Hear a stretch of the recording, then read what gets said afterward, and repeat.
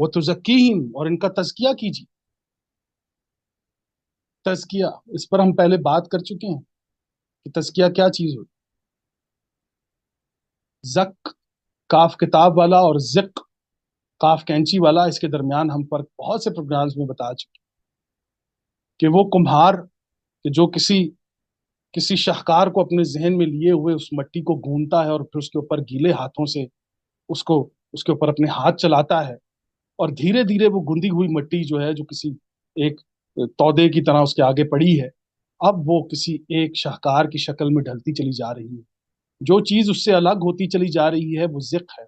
जो जायद जरूरत है वो चीज सब सब अलग होती चली जा रही है, और वो जो जात उसकी निखर रही, और वो जो शाहकार सामने आ रहा है, वो शाहकार के जिसे सदियों के बातिल के निजाम ने जिसे दबाया हुआ, जिसे गुलाम बनाया हुआ, जिसे मालूम ही नहीं था कि अल्लाह ताला ने मुझे क्या तकरीम ताजीम दी, उस इंसानियत के ऊपर पड़ा हुआ बोझ जो है वो रसूल करीम सल्लल्लाहु अलैहि वसल्लम ने हटाया है, और इंसान की वो असल असल शाहकार इंसान का सामने लेकर आया है।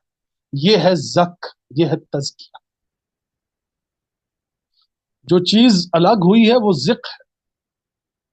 जो चीज रह गई है, जो जात बन गई है, जो शाहकार बन गया है, वो ज़क के मकाम पर है। ये होता है तज़किया।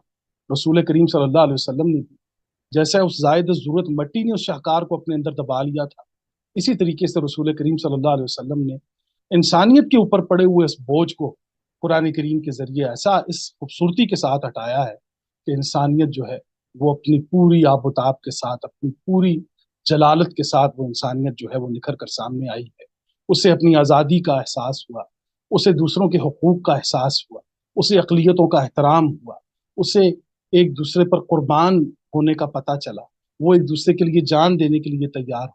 वो जो दुश्मन थे वो मोहब्बतों के अंदर बदल गए। ये तमाम तर काम हुए हैं तज़किए के साथ।